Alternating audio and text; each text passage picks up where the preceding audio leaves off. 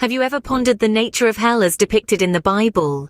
This age-old question has intrigued, terrified, and fascinated humanity for centuries. Hell, the ultimate destination of sin and evil, a concept so profound it's etched into our collective consciousness. But what does the Bible, one of the oldest and most influential books in human history, truly say about this place of eternal damnation?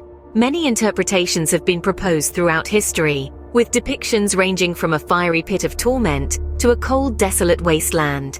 Yet these are mere interpretations, each colored by the lens of cultural, historical, and personal views.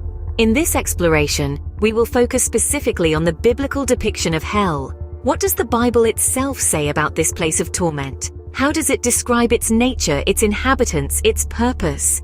Prepare to delve into the fiery depths of biblical hell. The Old Testament, the first part of the Christian Bible, gives us our initial glimpse into hell. As we delve into the world of the Old Testament, we encounter the term Sheol, a Hebrew word that's often translated as hell. However, the concept of hell as we know it today is not quite the same as what the ancient Hebrews understood by the term Sheol.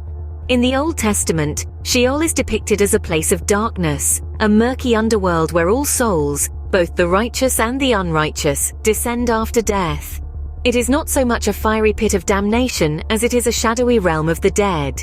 This place is often portrayed as a pit or a grave, a destination that swallows up life, a realm of dust and decay. The inhabitants of Sheol are often referred to as Rephaim or shades, ghost-like entities devoid of strength, cut off from God and His light. They dwell in silence with no praise or worship, no wisdom or knowledge, no hope or salvation. The Old Testament doesn't differentiate much between the righteous and the unrighteous in Sheol. Whether king or peasant, prophet or sinner, all are consigned to the same silent darkness. The emphasis is on the universality of death rather than on reward or punishment.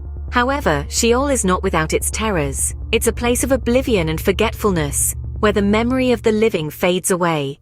It's a place of insatiable hunger, always demanding more souls. It's a place where the bonds of community and family are broken, where the individual stands alone in the dark. Yet the Old Testament also hints at the possibility of rescue from Sheol, a hope of redemption and resurrection. This is a theme that will be developed more fully in the New Testament. So in the Old Testament, hell is more a place of death and darkness than a place of punishment. Our understanding of hell evolves as we move into the New Testament. With the emergence of Greek culture, the Hebrew concept of Sheol makes a linguistic shift to Hades, a term borrowed from the Greeks. Just like Sheol, Hades is a realm of the dead, a murky, shadowy place where all mortals, good and bad, find themselves after death. But it is not a place of torment or punishment. It's simply death's dominion, a somber gathering point for all souls who have shrugged off the mortal coil. Yet the New Testament introduces another term that brings us closer to our modern understanding of hell, Gehenna.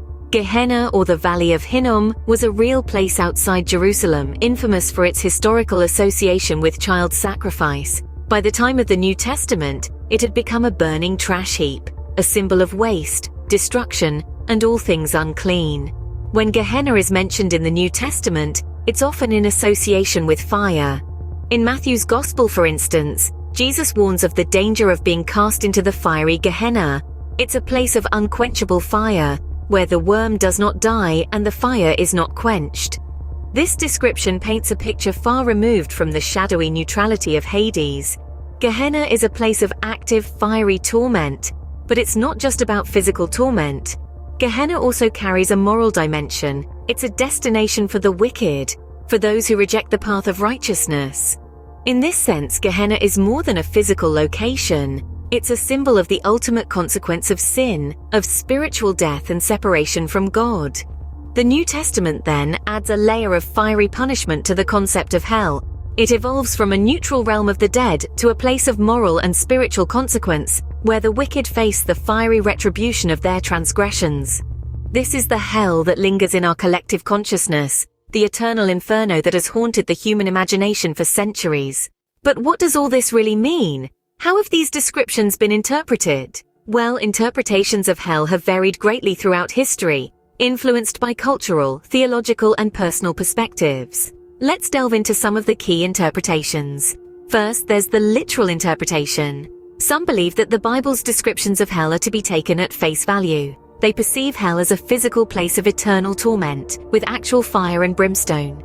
This interpretation has often been used to instill fear and encourage adherence to religious doctrines. On the other hand, we have the metaphorical interpretation.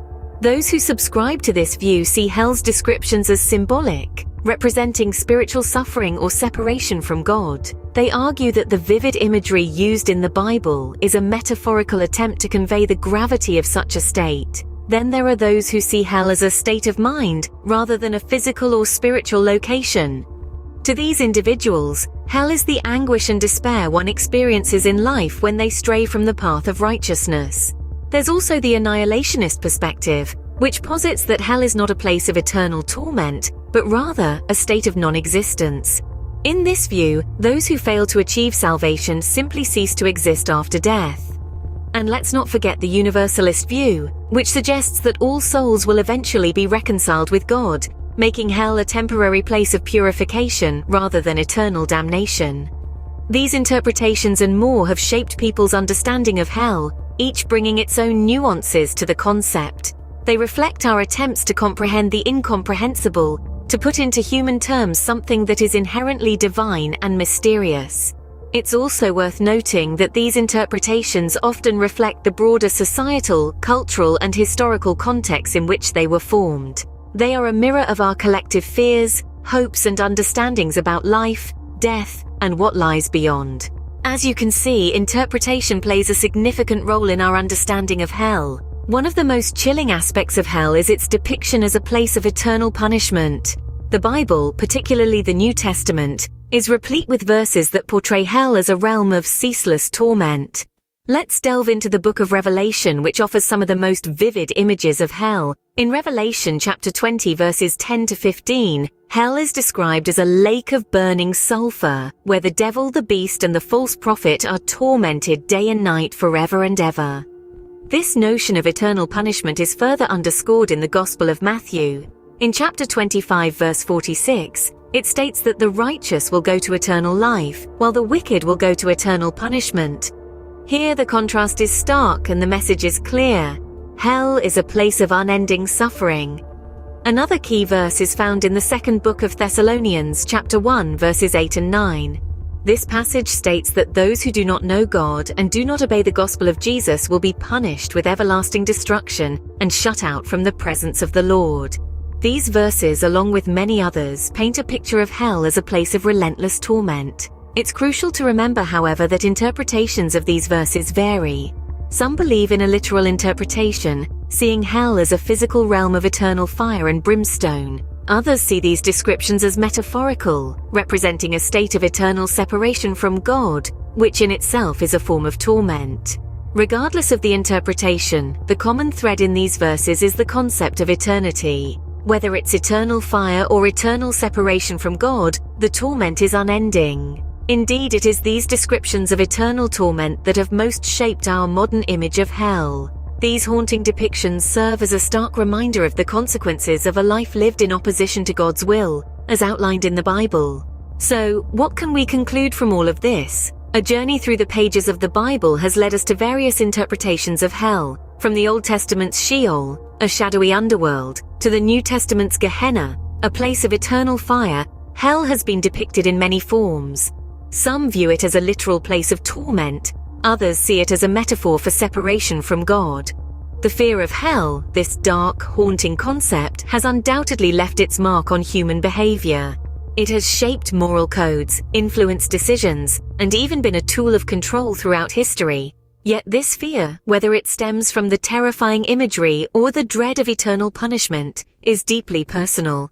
It can inspire introspection, a re-evaluation of one's actions and beliefs.